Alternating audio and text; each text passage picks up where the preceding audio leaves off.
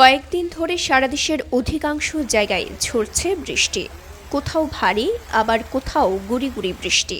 এরই মধ্যে আগামী সপ্তাহে বঙ্গোপসাগরে লঘুচাপ সৃষ্টি হওয়ার সম্ভাবনা রয়েছে বলে জানায় আবহাওয়া অধিদপ্তর। পরে সে লঘুচাপটি নিম্নচাপে রূপান্তরিত হয়ে ঘূর্ণিঝড়ে রূপ নেওয়ার সম্ভাবনাও রয়েছে।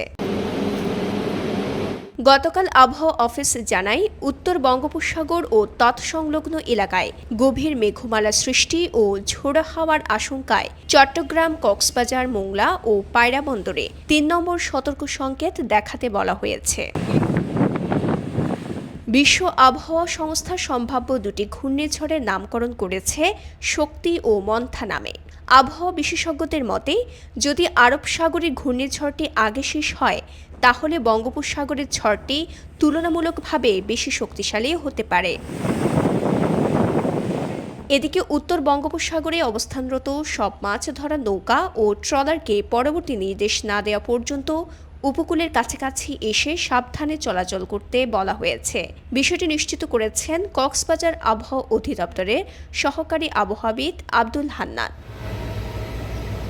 টানা সপ্তমবারের মতো বেস্ট টিস্যু পেপার ব্র্যান্ড হিসেবে স্বীকৃতি পেয়েছে বসুন্ধরা টিস্যু। এছাড়া ২৩ মে ২৪ ঘন্টায় চট্টগ্রাম, ঢাকা, বরিশাল, রংপুর, রাজশাহী, খুলনা, ময়মনসিংহ ও সিলেট বিভাগের উপর বজ্রসহ অস্থায়ীভাবে হালকা থেকে মাঝারি মানের থেমে থেমে বৃষ্টি হওয়ার সম্ভাবনা রয়েছে। সেই সাথে দিন ও রাতের তাপমাত্রা কিছুটা বাড়তে পারে।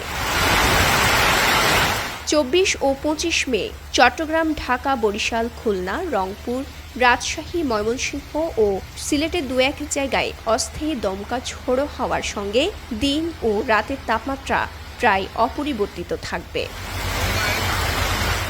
আগামী ২৬ মে দক্ষিণ বঙ্গোপসাগরে একটি লঘুচাপ সৃষ্টি হওয়ার আভাস দিয়েছে আবহাওয়া অধিদপ্তর।